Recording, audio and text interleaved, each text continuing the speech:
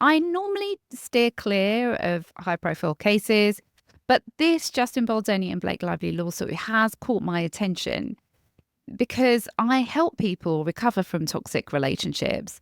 And the story and the whole film was around DV. And actually, this lawsuit is more appropriately showing what happens in toxic relationships. So let's dive in and unpack this. Is DARVO the right response for this? So let's look at what the legal team statement was made to the Independent. Here's what they said. This latest lawsuit from Justin Baldoni, Wayfarer Studios, and his associates is another chapter in the abuser's playbook. This age-old story, a woman speaks up with concrete evidence of sexual harassment and retaliation, and the abuser attempts to turn the tables on the victim. Now, let's look at what is DARVO. Yes, abusers do use DARVO: deny, attack, reverse the victim and the offender. So this is used by abusers to manipulate narratives and paint themselves as a victim, but they're actually in power. They're the ones that are in power and have the control, and they have the ability to influence what's in play. And they use DARVO to gain that control. So is this a fitting response? Let's really break this down. DARVO thrives in the absence of evidence. It's interesting that they've said in their response that they have concrete evidence. But if you look at what Justin Baldoni's lawsuit is responding with, is more evidence.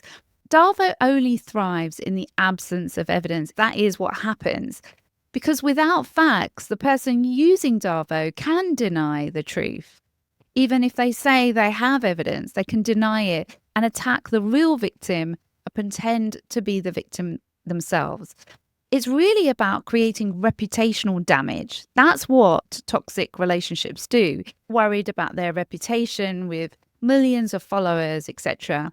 But on a day-to-day level, this happens all the time, where the toxic individual goes around creating reputational damage for that individual so that they can gain focus and control. And now let's look at financial abuse. This type of abuse is really talked about and actually accurately portrayed in media as well. Financial abuse is massive in toxic relationships.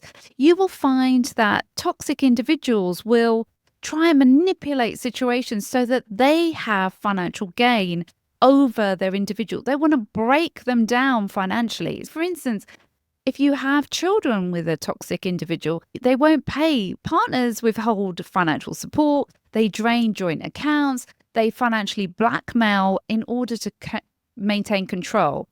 I've worked with clients where they've been falsely accused of being the abuser just so they can call the police on them and get them removed, and so that they have the home. That's what people are dealing with. Financial abuse is much bigger than what people realize. That is a classic DARVO strategy, to use being the victim to get financial control. So at the core of manipulation is always about getting something from you. DARVO is often used as that tool for manipulation, accusing the victim of something they haven't done, and then the abuser seizes control of that narrative so that they can get financial control. It's something that's used over and over again. So is DARVO the right framework as a response to this case? I'll leave that for you to decide. But one thing's clear: understanding the tactics of DARVO helps us recognize what's really going on and protect us. So the key thing here is, no matter who you're dealing with, always keep evidence, text messages, voicemails, whatever you can, because evidence is key at the end of the day. Because even when they don't have evidence, they will still use DARVO as a response. Thanks for watching. Let me know what you think about this in the comments below. Who do you think is really using DARVO here? See you next time.